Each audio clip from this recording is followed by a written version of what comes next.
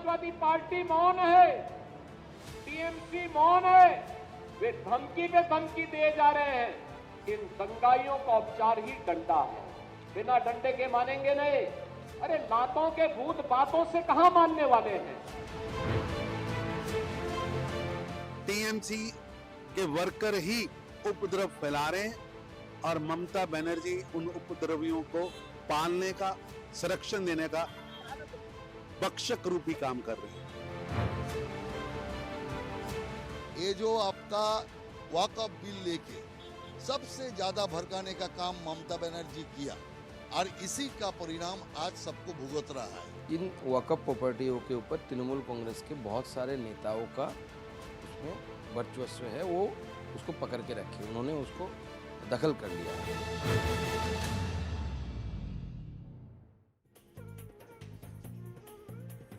नमस्कार, मैं हूं सिकता देव और वक्त मुकाबला का है। आज हम चर्चा करेंगे बंगाल में हुई हिंसा और हिंसा को लेकर हो रही सियासत पर। वक्फ कानून के विरोध में पश्चिम बंगाल के कई शहरों में हुई हिंसा के लिए बीजेपी ममता बनर्जी को जिम्मेदार ठहरा रही है, तो टीएमसी बीजेपी पर निशाना साध रही है। एनडीटीवी से खास बातचीत में पश्चिम बंगाल बीजेपी के अध्यक्ष सुकांत मजूमदार ने कहा कि वक्फ में टीएमसी के नेताओं की जमीन है, इसीलिए वो हिंसा भड़का रहे हैं। इस बीच उत्तर प्रदेश के सीएम योगी आदित्यनाथ ने भी ममता बनर्जी समेत तमाम विपक्षी पार्टियों पर निशाना साध लिया और समाजवादी पार्टी से लेकर कांग्रेस तक से पूछ लिया कि आखिर हिंसा पर चुप्पी क्यों। दिलचस्प ये है कि ममता बनर्जी ने हिंसा के बाद शांति की अपील तो की है, लेकिन ये कहते हुए कि हिंसा मत करो, केंद्र से सवाल पूछो। आज हम इसी से जुड़े तमाम पहलुओं और सवालों पर चर्चा करेंगे। तो बंगाल में हो रही हिंसा पर अब सियासत तेज हुई है। वक्फ कानून को लेकर वहां पर हिंसा और तनाव पिछले कई दिनों से बना हुआ है। तमाम सवाल राज्य सरकार पर उठ रहे हैं कि आखिर ये हिंसा काबू में क्यों नहीं आ रही। कलकत्ता हाईकोर्ट को भी दखल देना पड़ा है। हाईकोर्ट ने कहा कि हम अपनी आंखें मूंद कर नहीं रह सकते। उन्होंने तुरंत पैरामिलिट्री फोर्सेस की तैनाती का आदेश दिया था, जिसके बाद वहां पर पैरामिलिट्री फोर्स भी तैनात, वहां जो संवेदनशील इलाके हैं वहां तैनात हुई है और उसके बाद भी लगातार इलाकों से हिंसा और तनाव की खबरें आ रही हैं। तो ऐसे में तमाम सवाल जो बने हुए हैं, जिसका जवाब राज्य सरकार से चाहिए कि आखिर क्यों राज्य में हिंसा काबू में नहीं आ रही। वक्फ कानून को लेकर पश्चिम बंगाल की मुख्यमंत्री ने एक बड़ा बयान दिया था कि लोग आश्वस्त रहें कि ये कानून पश्चिम बंगाल में लागू नहीं वो करवाएंगी। तो सियासत इस बीच अब तेज हो रही है, बयानबाजी भी हो रही है और मुकाबला में यही है चर्चा का मुद्दा। तो आज इन तमाम सवालों के जवाब हम जानने की कोशिश करेंगे। पश्चिम बंगाल में हिंसा कौन भड़का रहा है? क्या वक्फ पर ममता बनर्जी के बयान से हिंसा भड़की? क्या बंगाल हिंसा पर योगी का बयान हिंदुत्व को धार देने की कोशिश है? क्या वक्फ के नाम पर बंगाल में हुई हिंसा का चुनावी कनेक्शन है?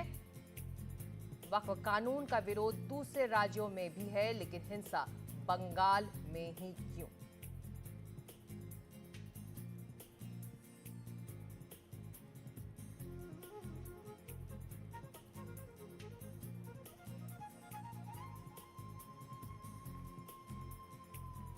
तो इन तमाम सवालों पर हम बहस करेंगे और इसके जवाब ढूंढने की आज हमारे पैनलिस्ट से कोशिश करेंगे, लेकिन उससे पहले हमारी खास रिपोर्ट।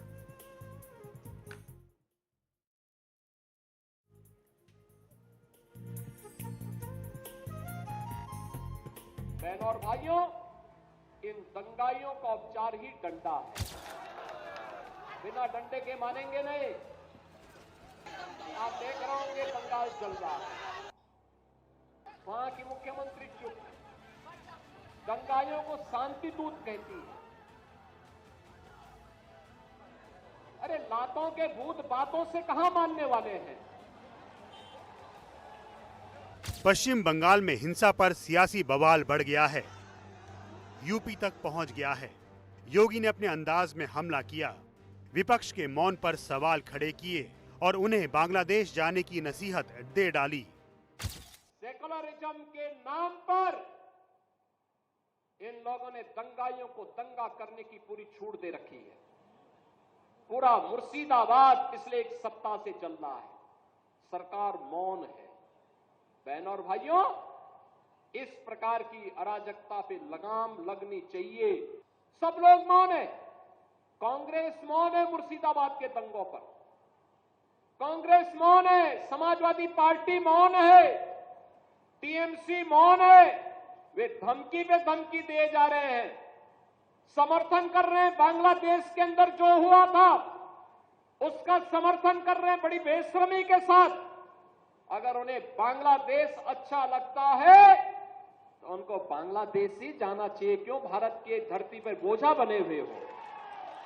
क्यों भारत की धरती पे बोझा बने हुए हो? फिलहाल मुर्शिदाबाद में बीएसएफ तैनात है और हालात पटरी पर लौट रहे हैं। लेकिन 5 दिनों पहले वक्फ कानून को लेकर यहां जबरदस्त हिंसा हुई। पुलिस वालों को निशाना बनाया गया, आम लोगों की दुकानें और घर जला दिए गए। काल के आके देखा जाए तो दुकान को इसे सब आग लगा दिया। इसको कोशिश किया है तोड़ने का, लेकिन तोड़ नहीं सका। इसके अंदर मेरा चंबर है, इसके ऊपर चंबर है, डॉक्टर चंबर सब इधर देखिए डैमेज कर दिया है। मुर्शिदाबाद जिले के धुलियान से लेकर जंगीरपुर तक हालात इस कदर खराब हुए, लोग मालदा की ओर पलायन करने लगे।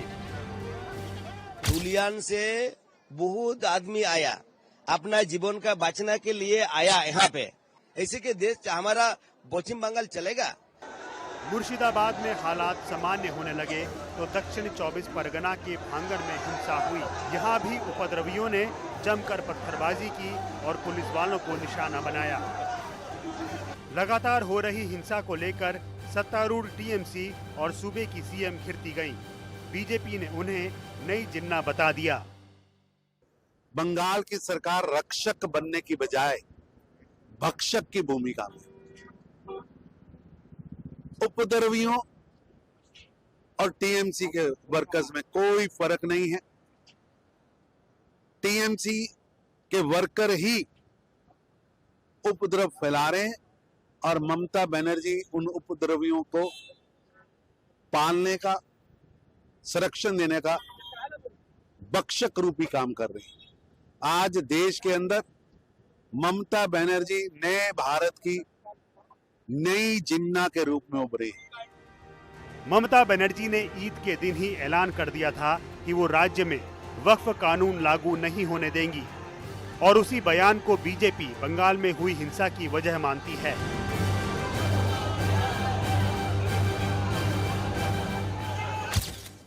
और माइनॉरिटी लोगों को हम एक बात कहते हैं, देखिए आप लोग को दिल में दुख हुआ है वक्फ प्रॉपर्टी के लेके, आप भरोसा रखिए बंगाल में ऐसा कुछ नहीं होगा जिसमें कोई डिवाइड एंड रूल होगा। ये जो आपका वक्फ बिल लेके सबसे ज्यादा भड़काने का काम ममता बनर्जी किया और इसी का परिणाम आज सबको भुगत रहा है। देखिए जो पवित्र ईद का जो नमाज का अनुष्ठान था, उस नमाज का अनुष्ठान में ममता बनर्जी पहुंच के पूरा कम्युनल टेंशन क्रिएट करने का कोशिश किया। दंगा होगा क्यों? कारण रामनवमी का दिन दंगा फैले। 2 साल पहले उन्होंने ऐसा ही दंगा होगा करके हावड़ा में दंगा कराया था। ममता के बयान के बाद वक्फ कानून का विरोध शुरू हुआ तो बवाल बढ़ता ही गया। जो वक्फ प्रॉपर्टीज़ है, स्पेशली कलकत्ता और प्रमुख जगहों पे, इन वक्फ प्रॉपर्टियों के ऊपर तृणमूल कांग्रेस के बहुत सारे नेताओं का उसमें वर्चस्व है, वो उसको पकड़ के रखे, उन्होंने उसको दखल कर लिया है। इससे लोगों की ध्यान वहाँ से हटाने के लिए ये कोशिश की जा रही है। लोगों के अंदर बंटवारे के जो काम करने का इन लोगों का इरादा था वो बेनकाब हो चुका है। और बंगाल ऐसा एक जगह है कि बीजेपी का ये फेक नैरेटिव इंडस्ट्री चलेगा नहीं। बंगाल का आवाम ये जो फेक नैरेटिव फैलाने का काम हो रहा है। बंगाल के अंदर, लोगों के अंदर, कौम के अंदर, मजहब के अंदर, लोगों के अंदर जो भेदभाव खड़ा करने का कोशिश बीजेपी कर रहा है। बंगाल के अवाम लामबंद है। बीजेपी पश्चिम बंगाल में हो रही हिंसा के लिए ममता बनर्जी को सीधा जिम्मेदार ठहरा रही है, तो टीएमसी हिंसा को बीजेपी की साजिश बता रही है। रामनवमी का उत्सव ना मनाए हिंदू, लेकिन हिंदू दुगना ज्यादा शक्ति से उत्सव मनाया, जवाब दिया है। इसलिए जहाँ जहाँ हिंदू कम संख्यक है वहाँ जानबूझ करके उत्तेजना फैला करके लोगों को डराना धमकाना और वहाँ से निकालना, उसको बांग्लादेश बनाने का जो साजिश चल रही है, ममता सरकार उसको मदद कर रही है। Receiving some inputs and allegations that there was a larger conspiracy behind those incidents. Some section of central agency, a section of BSF and a section of 2 or 3 political parties. They were involved in this conspiracy. There is an allegation that with the help of BSF, there is a deep-rooted conspiracy here to malign West Bengal, to create some scenes in those areas so that BJP and opposition can use those scenes as their political platform, because BJP has no issue here. पश्चिम बंगाल में अगले साल चुनाव है। हर चुनाव के वक्त तरह तरह के सियासी हथियार अपनाए जाते हैं और दंगे की आग लगाई जाती है, लेकिन सवाल ये कि ऐसा करता कौन है जो वक्फ के नाम पर लोगों को भड़का रहा है।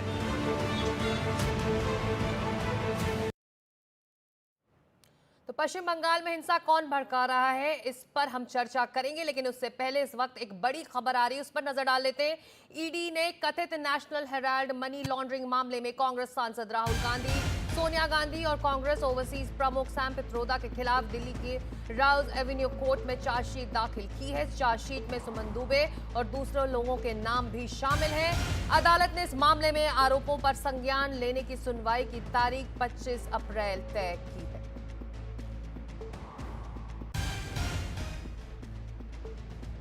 मुकेश सिंह सेंगर हमारे सहयोगी फोन लाइन पर मौजूद हैं। चलते हैं सीधे मुकेश के पास। मुकेश, ईडी का ये नया जो एक्शन है वो अब अदालत पहुंच चुका है।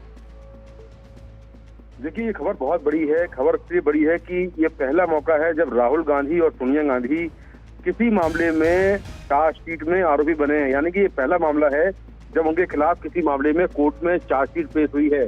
तो ये चार्जशीट ईडी ने नेशनल हेराल्ड मामले में राउज एवेन्यू कोर्ट में पेश की है और कोर्ट ने चार्जशीट पर संज्ञान लेने के लिए 25 अप्रैल की जो तारीख है वो मुकर्रर की है। इस केस में राहुल गांधी और सोनिया गांधी के अलावा कांग्रेस ओवरसीज के जो प्रेसिडेंट हैं सैम पित्रोदा, वो भी इसमें आरोपी हैं और सुमन दुबे के अलावा कई और लोग भी इस केस में आरोपी हैं, जो कि नेशनल हेराल्ड मामले में जिनके खिलाफ जांच चल रही थी। तो ये पहला ऐसा मौका है जब राहुल गांधी और सोनिया गांधी को किसी मामले की चार्जशीट में आरोपी बनाया गया है और उनके खिलाफ चार्जशीट पेश हुई है। ये जो मामला है इसकी शुरुआत 2014 से हुई, जब बीजेपी के नेता सुब्रमण्यम स्वामी ने राउज एवेन्यू कोर्ट में एक शिकायत दर्ज कराई और ये कहा कि कांग्रेस ने नेशनल हेराल्ड यानी कि जो कंपनी है एसोसिएट जर्नल्स लिमिटेड, उसके शेयर और कंपनी को जबरन अवैध तरीके से अपने नाम करवा लिया है और इसकी करीब 2000 की जो प्रॉपर्टियां हैं वो भी अवैध तरीके से इन्होंने अपने नाम करवा ली हैं। तो ईडी ने जांच की और जांच में ये पाया कि जो कांग्रेस की एक कंपनी थी यंग इंडियन, जो कि राहुल गांधी और सोनिया गांधी उसमें शेयर धारक थे, इस कंपनी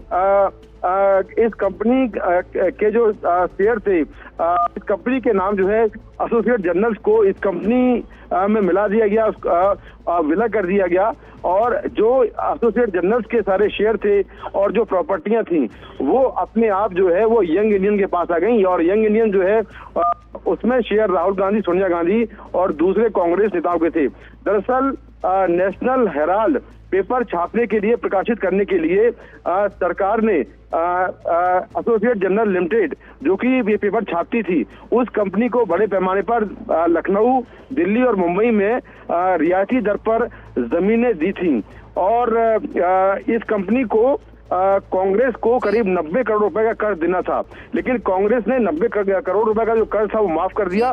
बदले में इस कंपनी के सारे जो शेयर थे और जो कंपनी का स्वामित्व था वो यंग इंडियन, जो कि कांग्रेस की कंपनी थी, उसको दे दिया। रहे हैं कि नेशनल हेराल्ड मनी लॉन्ड्रिंग मामले में चार्जशीट दाखिल हुई है, जिसमें कांग्रेस सांसद राहुल गांधी, सोनिया गांधी का नाम है, कांग्रेस ओवरसीज प्रमुख सैम पित्रोदा का भी नाम है। हमारे पैनलिस्ट बीजेपी के प्रेम शुक्ला भी इस वक्त हमारे साथ जुड़े हुए हैं, तुरंत से उनसे रिएक्शन भी लेते हैं। बहुत बड़ी खबर प्रेम शुक्ला जी, नेशनल हेराल्ड मामले में राहुल गांधी, सोनिया गांधी का इस तरह से नाम आना चार्जशीट में जो दाखिल हो चुकी है अब अदालत में। देखिए, स्वाभाविक तौर पर जिन लोगों ने नेशनल हेराल्ड को लूटा, जो कभी स्वतंत्रता सेनानियों का मुखपत्र हुआ करता था, उस मुखपत्र को एक निजी संपत्ति बनाने का जिस तरह से सारे नियमों कानूनों को ताक पर रख दिया गया और एक परिवार विशेष की संपत्ति बनाई गई, उसके लिए हवाला कारोबारियों तक की मदद ली गई, उसमें आरोप पत्र तो दायर होना ही था। और उस पर सब पता ही है कि श्रीमती सोनिया गांधी और श्रीमान राहुल गांधी 420 की केस के अभियुक्त हैं और बेल पर हैं। ऐसे लोगों के खिलाफ तीव्र गति से जो है सुनवाई होनी चाहिए और इनके खिलाफ जो है दंडात्मक कार्रवाई भी होना आवश्यक है। अब ये मामला अदालत में है। अबू शर्मा जो हैं कांग्रेस के प्रवक्ता, वो भी हमारे साथ जुड़े हुए हैं। अबू शर्मा जी, आपके सर्वोच्च नेतृत्व का नाम चार्जशीट में और ये मामला अदालत में है।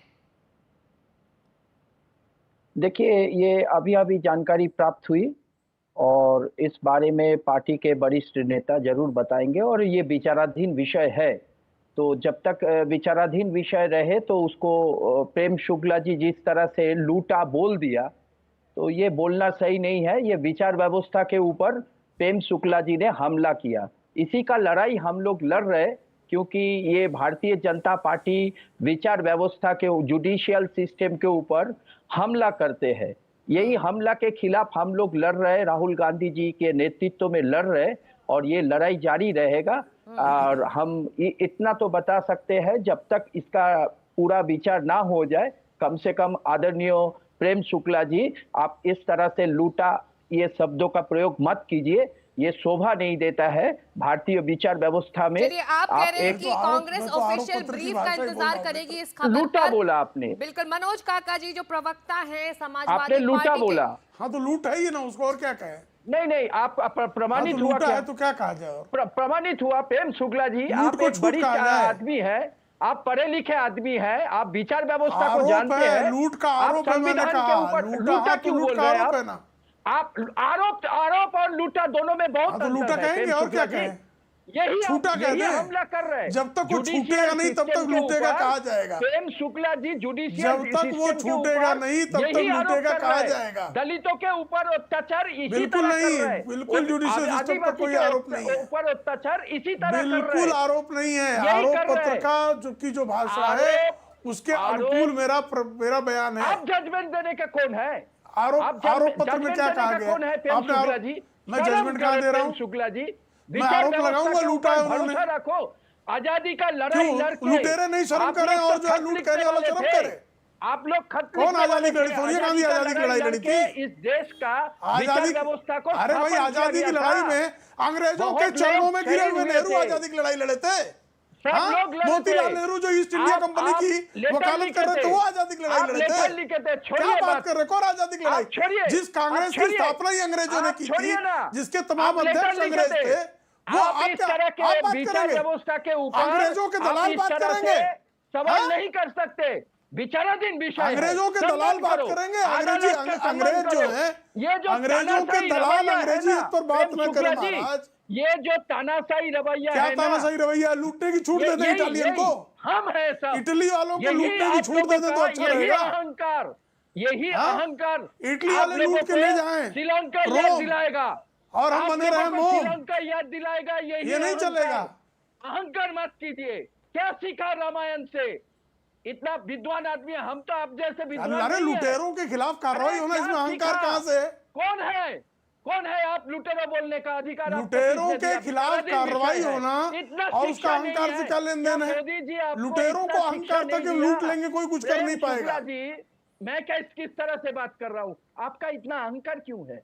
मोदी अभी जी ने आवाज आपको कोई इतना जवाब नहीं, शिक्षा- यहाँ आए बाएं आप साएं इतना बक रहे हैं, basic knowledge कोई नहीं मतलब जानते की हो। बात कीजिए। शर्म करो। 420 शर्म की केस में श्रीमती शर्म सोनिया करो। गांधी बेल पर है कि नहीं है? शर्म करो। शर्म अबू अरे शर्मा उनको शर्म जी, नहीं आ प्रेम रही, शुक्ला जी, बेशर्मी से वो एक करी मिनट, है। जो हमारे हम दर्शक शर्म इस वक्त करें। जुड़ रहे हैं उनको बता दें कि Judicial ईडी ने system के ऊपर कथित सम्मान करो। नेशनल हेराल्ड मनी लॉन्ड्रिंग मामले में कांग्रेस सांसद राहुल गांधी, सोनिया गांधी और कांग्रेस ओवरसीज के प्रमुख सैम पित्रोदा के खिलाफ दिल्ली के राउज एवेन्यू कोर्ट में चार्जशीट दाखिल की है। इस चार्जशीट में सुमन दुबे और दूसरे लोगों के नाम भी शामिल हैं। अदालत ने इस मामले में आरोपों पर संज्ञान लेने के लिए सुनवाई की तारीख 25 अप्रैल तय की है। समाजवादी पार्टी के प्रवक्ता मनोज काका भी इस वक्त हमारे साथ हैं, उनकी भी प्रतिक्रिया लेते हैं। मनोज जी, इस खबर पर समाजवादी पार्टी क्या कह रही है? नहीं, देखिए, समाजवादी पार्टी वो तो सब जुडिश मामला है और जो न्यायालय में बात हो, अब न्यायालय में जो अगर चार्जशीट दाखिल हुई है तो उस पर न्यायालय निर्णय करेगा। अब तो प्रोसिक्यूशन होगा, तो इस पर समाजवादी पार्टी। लेकिन भारतीय जनता पार्टी का जो सवाल है, अब इस देश में ईडी, सीबीआई और इनकम टैक्स किस पर छापे डालता है ये आप भी जानते हैं। उसके प्रोसिक्यूशन का रेट क्या है इसको भी आप समझती हैं। इस देश में सबसे ज्यादा इलेक्टोरल बॉन्ड के तहत अगर किसी राजनीतिक दल को चंदा मिलता है तो बीजेपी को मिलता है, लेकिन उसकी कोई जांच नहीं होती है। मर्यादा पुरुषोत्तम भगवान राम के चंदे से चोरी हो जाती है, लेकिन उसकी कोई जांच नहीं होती है। तो सवाल यह है कि लश्कर भी तुम्हारा है, सरदार भी तुम्हारा है, तुम झूठ को सच लिख दो, अखबार भी तुम्हारा है। तो इस तरह की बातें हैं। और जो न्यायालय में सब जुडिश है उस पर क्या कहना है? कांग्रेस के साथी सुनवाई है 25 अप्रैल को, अगली तारीख मिली है, लेकिन इसकी क्रोनोलॉजी अगर समझनी है कितना बड़ा ये मामला रहा है, नेशनल हेराल्ड मनी लॉन्ड्रिंग मामला, इसको समझने के लिए मेरे सहयोगी मुकेश सिंह हैं हमारे साथ। मुकेश, इसकी पृष्ठभूमि अगर हमारे दर्शकों को समझा सके, मनी लॉन्ड्रिंग का मामला कब शुरू हुआ और कितना बड़ा ये पूरा मामला है?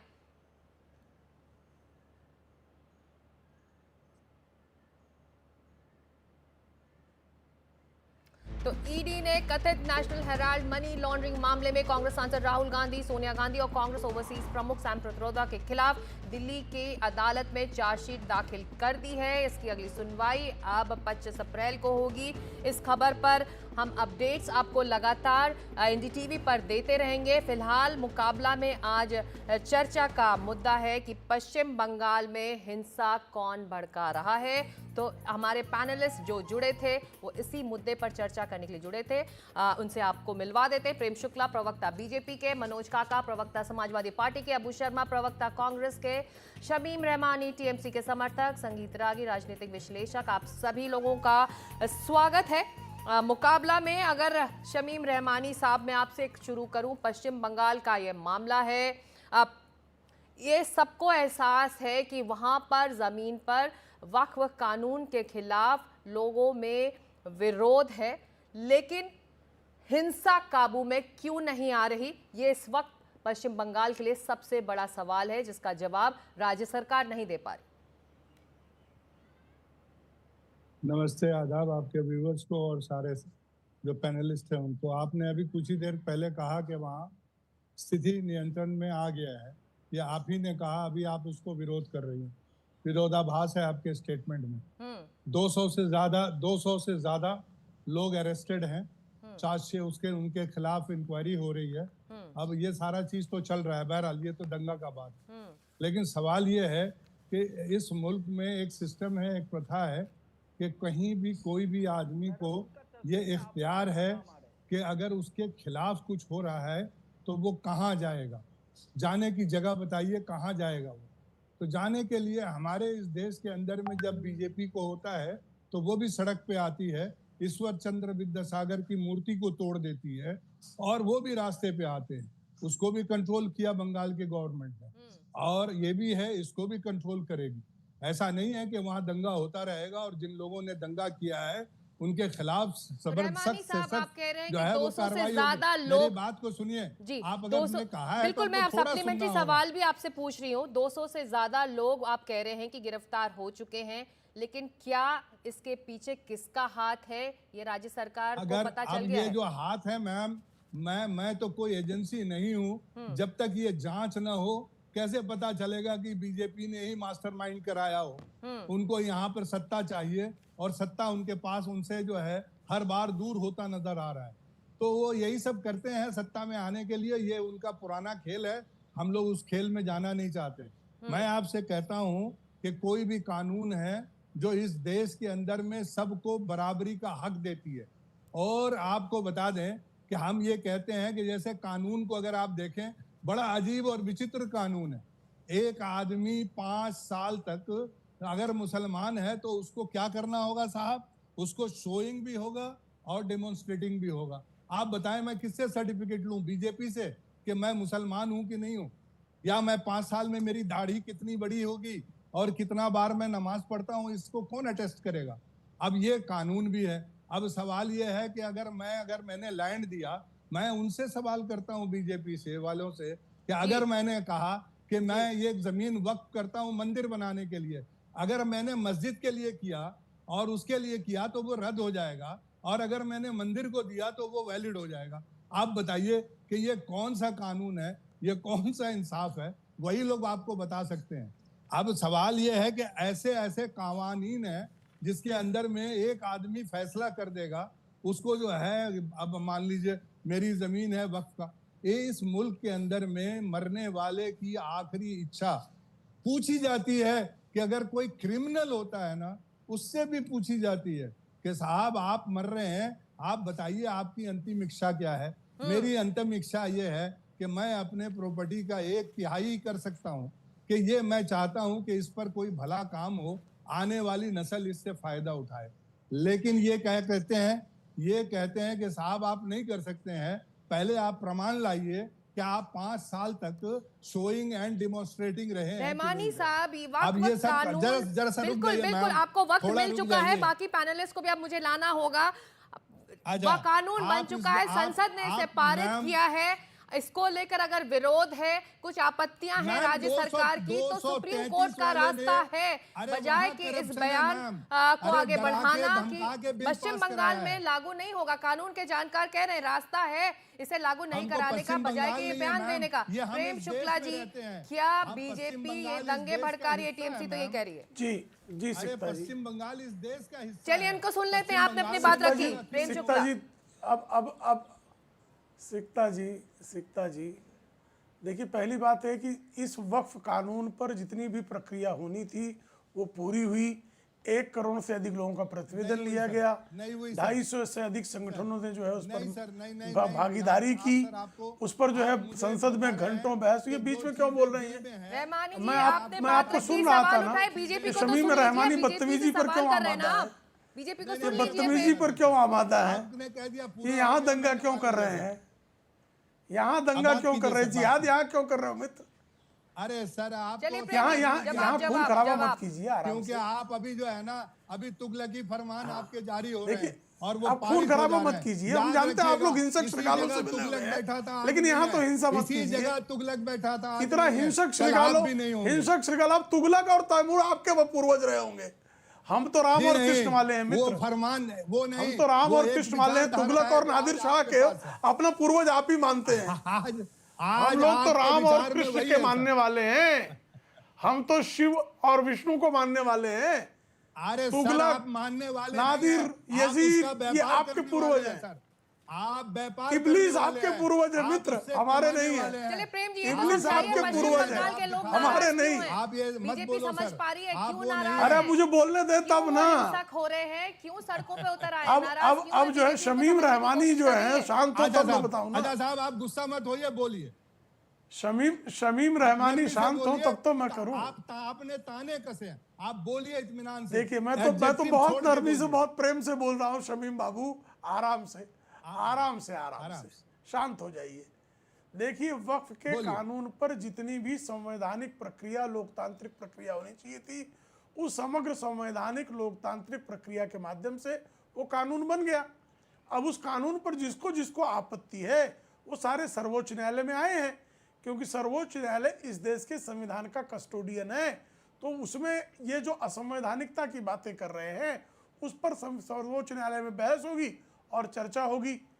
अब जो है जो उसके नाम पर नरसंहार कर रहे हैं हिंदुओं का, हिंदुओं के मंदिर का ध्वंस किया जा रहा है। काली मंदिर तोड़ दिया गया धुलिया में, दुर्गा जी के मंदिर का मंडप ध्वस्त कर दिया गया, मूर्तियां तोड़ दी गई। ये क्यों किया गया भाई? हमारे दलित भाई हरगोविंद दास और चंदन दास को जिहादी श्रृगालों की भीड़ ने उनके घर से खींचकर जिस नृशंसता से उनकी हत्या की, और पुलिस मूकदर्शक बनी देखती रही।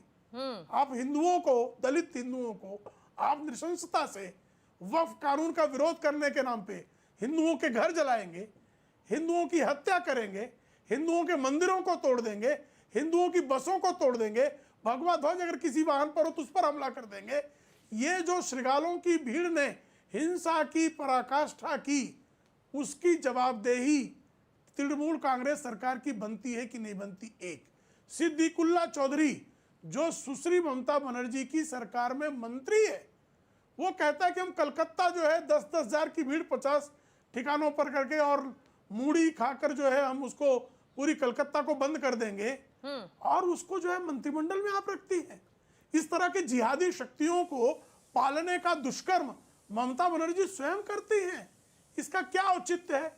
आप जो हैं वहां जो मुर्शिदाबाद के पीड़ित हैं, जो मालदा जिले में भागकर आए हैं और आश्रय लिया हुआ है, उन सबका कहना है कि पुलिस मूकदर्शक बनी देखती रही, और जिहादी भीड़ जिसको ममता बनर्जी के प्रशासन का पूरा समर्थन हासिल था, वह पुलिस की आंखों के सामने हिंदुओं का कत्लेआम करती रही, हिंदुओं के घरों को फूंकती रही, हिंदुओं के वाहनों को आग लगाती रही।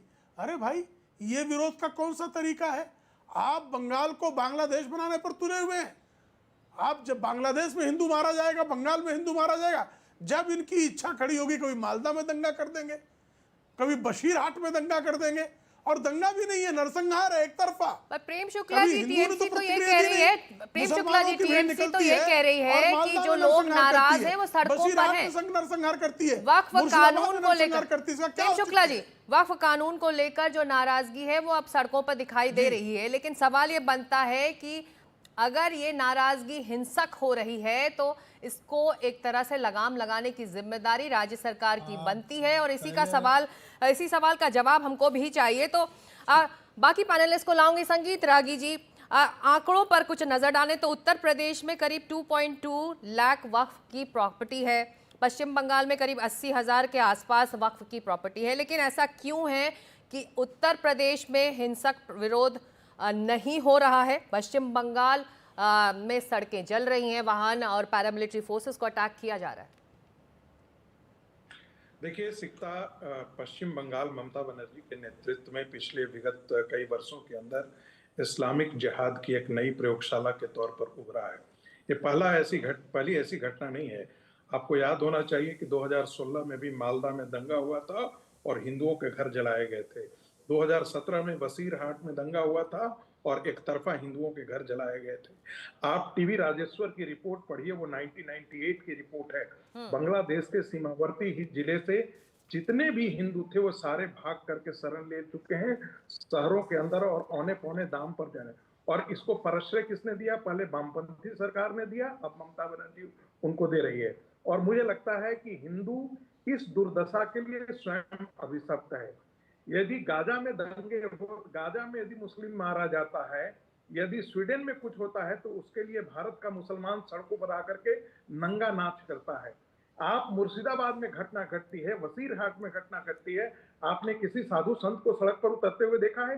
कभी हिंदुओं को आपने प्रदर्शन करते हुए देखा है? ये हिंदू मुसलमान वक्त का मामला नहीं था। लेकिन यदि वसीरहाट में, यदि मुर्शिदाबाद में हिंदू मारा जाता है, फिर भी संगठन सारे चुप हैं, बैठे हुए हैं, कोई बोल नहीं रहा है, कोई प्रतिक्रिया नहीं हो रही है।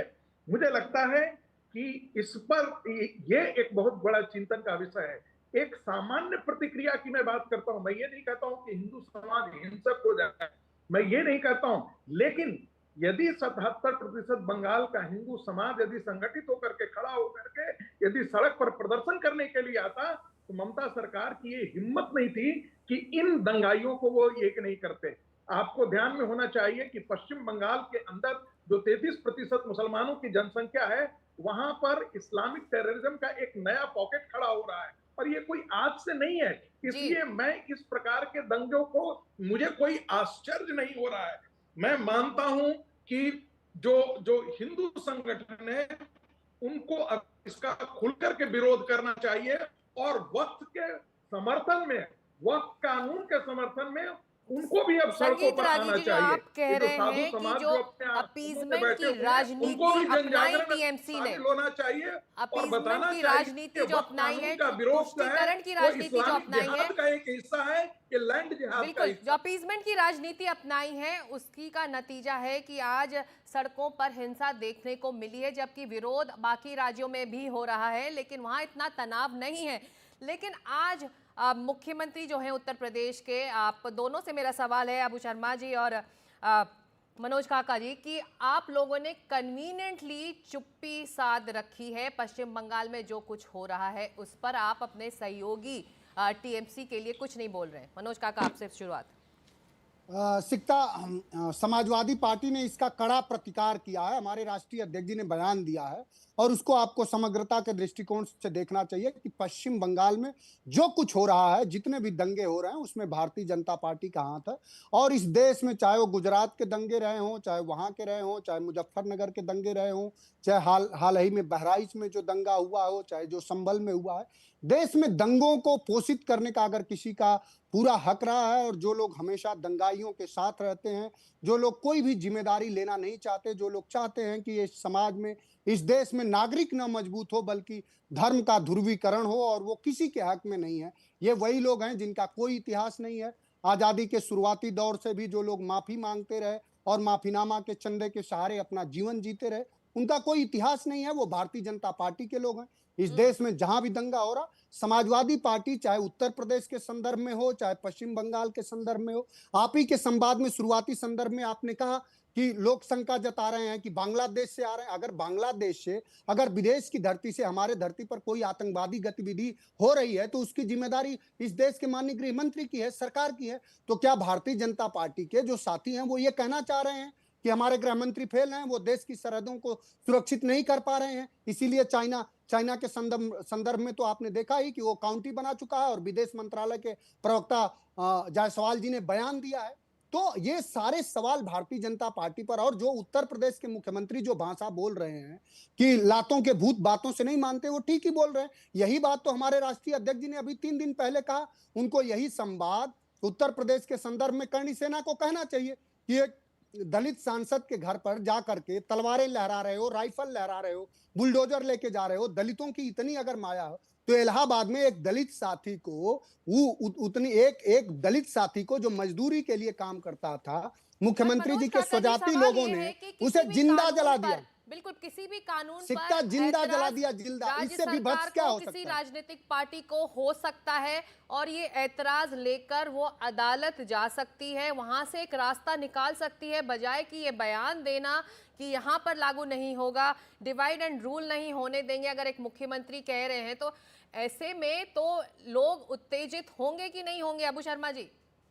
नहीं, मैं खत्म कर दूं, अगर 10 सेकंड आपने देखिए, हर सरकारों को संविधान के जो अनुच्छेद है उसमें 7वीं अनुसूची में कुछ विषय केंद्र के हैं, संघीय व्यवस्था हमारी, कुछ राज्य के हैं, कुछ समवर्ती सूची के हैं। तो अगर एक साथी ने एक बात अच्छी कही कि इस देश के संविधान का रखवाला संरक्षक हमारी सर्वोच्च न्यायालय है, उसी सर्वोच्च न्यायालय ने उत्तर प्रदेश के संदर्भ में तो देश की उच्चतम न्यायालय ने कहा, अभी 1 तारीख को बयान दिया कि उत्तर प्रदेश में लोकतंत्र तो छोड़िए, मानवीय मूल्य तक जिंदा नहीं है। तो उत्तर प्रदेश के मुख्यमंत्री उससे शर्मसार हुए कि नहीं हुए? जिस देश का सर्वोच्च न्यायालय ये कह रहा है कि उत्तर प्रदेश में कोई कानून व्यवस्था नहीं, उसकी अंतरात्मा हिल गई है। ये किस सरकार को लताड़ा गया है? पश्चिम बंगाल सरकार को तो नहीं लताड़ा देश की सर्वोच्च न्यायालय ने, इस उत्तर प्रदेश की सरकार को लताड़ा है। चलिए अबू शर्मा जी, आपका जवाब। देखिए, भारतीय जनता पार्टी और टीएमसी पश्चिम बंगाल में दोनों ही सरकार कोई काम नहीं किया। पश्चिम बंगाल के लिए भारतीय जनता पार्टी भी नहीं किया।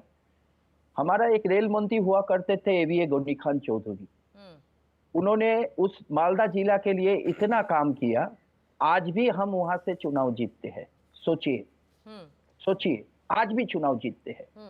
और पश्चिम बंगाल में केंद्रों में ये जो बीजेपी है, जो भूमिका में अभी है, केंद्रों में सत्ता है, बंगाल में नहीं है, और टीएमसी बंगाल में है। ये दोनों भूमिका में कांग्रेस पार्टी रहे, कभी केंद्रों में सत्ता में डबल इंजन भी रहा, और हम लोग हमेशा चाहे डॉक्टर विधान चंद्र राय के नेतृत्व में, चाहे सिद्धार्थ शंकर राय का नेतृत्व में, प्रफुल्ल सेन का नेतृत्व में, हम लोग बंगाल का विकास किया।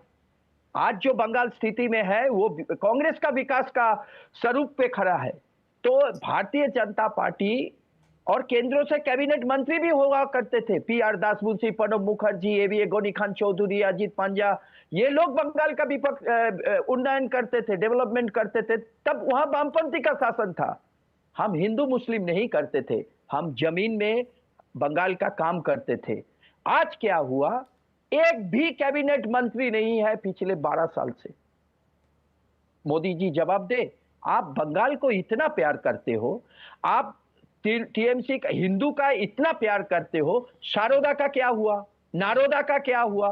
नारोदा का कुछ किया नहीं। एथिक्स कमेटी बनाए थे लाल कृष्ण आडवाणी जी को रख के, एक भी मीटिंग नहीं हुई पार्लियामेंट में। और उसके बाद वही नारोदा में जिसने पैसा लिया उसको ही आप भारतीय जनता पार्टी ने पोस्टर बॉय बना दिया। बंगाल का जनता देख रहे, हिंदुत्व का इतना दुर्दशा हुआ। 5000 साल का सनातनी हिंदुत्व का जो संस्कार है हमारा, जो ऐतिह्य जो है, जो गरिमा है, आज एक भ्रष्टाचारी भारतीय जनता पार्टी का पोस्टर लेके घूम रहे हैं। अगर स्वामी विवेकानंद जी, शर्मा जी, मेरा सीधा सवाल था, मुख्यमंत्री ममता बनर्जी के बयान से क्या लोग उत्तेजित हुए? क्या उससे एक तरह से हवा मिली और ज्यादा हिंसक प्रदर्शनों के लिए? देखिए, मुख्यमंत्री ममता बनर्जी के बारे में कुछ टिप्पणी करना जरूरी नहीं है, क्योंकि टीएमसी लॉस्ट सब्जेक्ट है।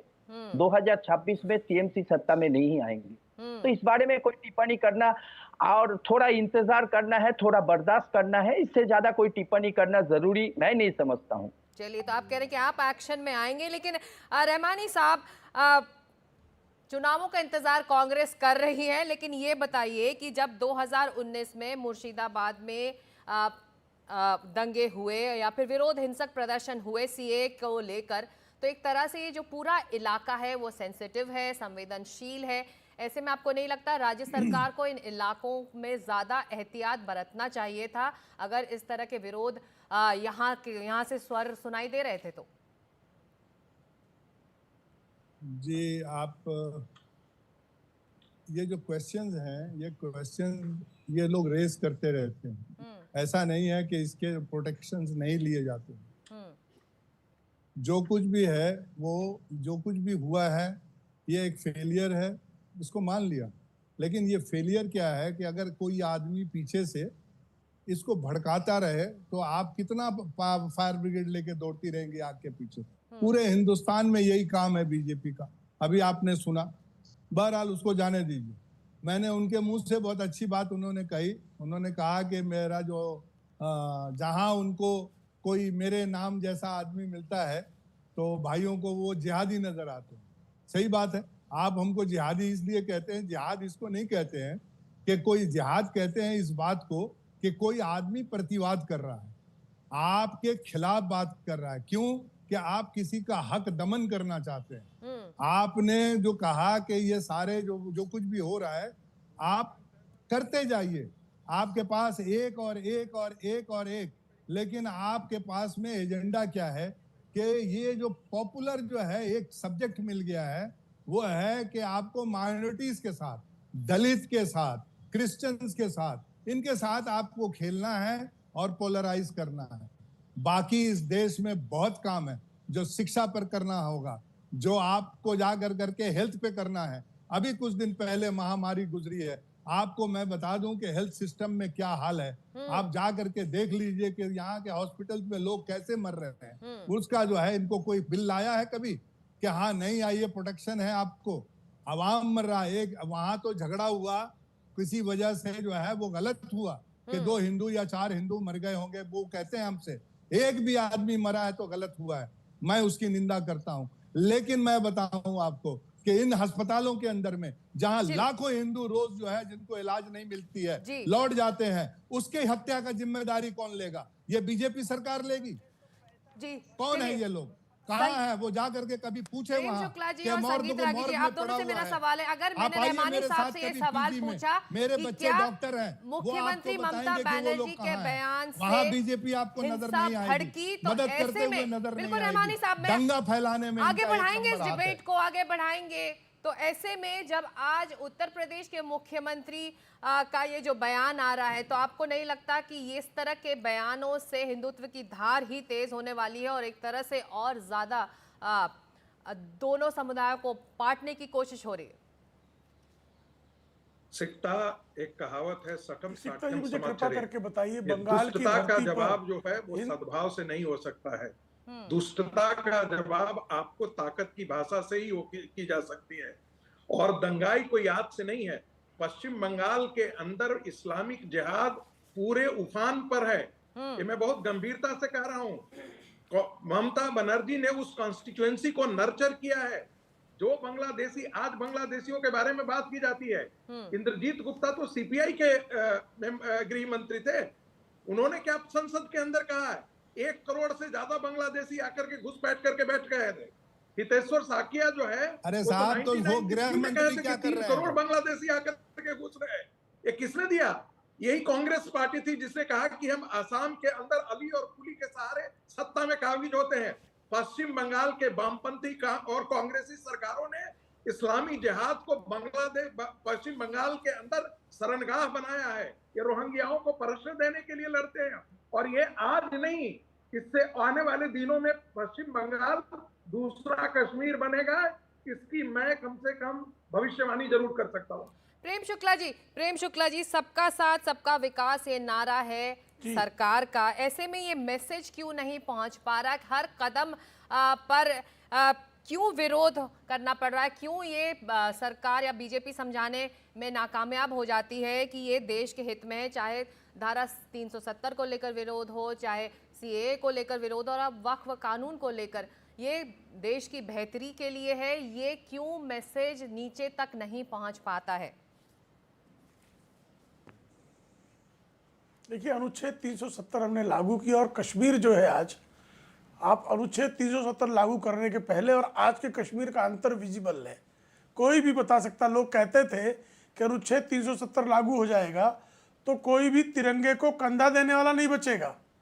आज चप्पे चप्पे पर जम्मू एवं कश्मीर में तिरंगा लहरा रहा है, जिहादियों की छाती पर चढ़कर तिरंगा ध्वज लहरा रहा है वहां।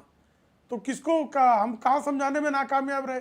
सीएए पर यही समाजवादी पार्टी, यही कांग्रेस, यही तृणमूल कांग्रेस पार्टी के लोग कहते थे कि मुसलमानों की नागरिकता चली जाएगी। भाई 1.5 साल हो गए, किस मुसलमान की नागरिकता चली गई? तो ये कैसे झूठ बोलते हैं, किस तरह से दुष्प्रचार करते हैं? हर कोई जानता सीए लागू हो गया, रोक पाए क्या ये? सीए रोक पाए क्या? ये नहीं रोक पाए। उसी तरह से वक्फ कानून भी नहीं रोक पाएंगे। अभी शमीम रहमानी मियाँ कह रहे थे कि भाई इस वक्फ से मंदिर को जो है आप दे सकते हैं। भाई कौन से प्रावधान में लिखा है कि वक्फ से मंदिर बनेगा? आप वक्फ कानून का कौन सा प्रावधान है जिसमें वक्फ की जमीन मंदिर को दी जाने वाली है? आप कैसा दुष्प्रचार कर रहे हैं? दूसरे वो मनोज काका बैठे हैं, वो बता रहे थे फला चोर। अरे भाई, चोर तो टोटी चोर आपके राष्ट्रीय अध्यक्ष है, बिजली चोर आपके सांसद है, बकरी चोर जो है वो आपके आजम खां है। तो चोरों की तो पूरी मंडली आपकी समाजवादी पार्टी है। टोटी चोर, बकरी चोर, बिजली चोर, चोर मचाए शोर, ये तो दशा आपकी समाजवादी पार्टी की। दूसरों के बारे में क्या कहते हैं? सर्वोच्च न्यायालय ने मुजफ्फरनगर के मामले में क्या कहा था? कौन भूल सकता है कि सिर्फ एक जमात के लोगों को ही, दंगों के बाद सिर्फ मुसलमानों को ही राहत राशि अखिलेश यादव की सरकार बांट रही थी। बुलंदशहर में बलात्कार हुआ, आजम मियां जो है उस पर भी जो है कह रहे थे कि हमको बदनाम करने के लिए किया जा रहा है। कैसे सुप्रीम कोर्ट ने फटकारा था, याद है? भूल गए? नहीं याद है? हाई कोर्ट में आपको फटकारा था श्री राम जन्मभूमि पर हमला करने वाले चर्चा कर रहे थे कि पश्चिम बंगाल में हिंसा कौन भड़का रहा है। प्रेम शुक्ला जी, वक्त इतना ही है। पश्चिम बंगाल में हिंसा कौन भड़का रहा है, इसके लिए कौन जिम्मेदार है, ये था मुद्दा आज की चर्चा का। और कल यानी कि 16 अप्रैल को एक बड़ा दिन जब ये पूरा मामला सुप्रीम कोर्ट में भी आएगा और 16 अप्रैल को मुख्यमंत्री ममता बनर्जी जो है इमामों और मुस्लिम धर्मगुरुओं के साथ बैठकर एक बैठक भी करेंगी आगे का रोड मैप तैयार करने के लिए, तो इस पर भी नजर रहेगी। फिलहाल मुकाबला में प्रेम शुक्ला, मनोज काका, अबू शर्मा, शमीम रहमानी, संगीत रागी, आप सभी का इस चर्चा में शामिल होने के लिए बहुत बहुत शुक्रिया। वक्त एक छोटे से ब्रेक का है, ब्रेक के बाद खबरें जाएंगी।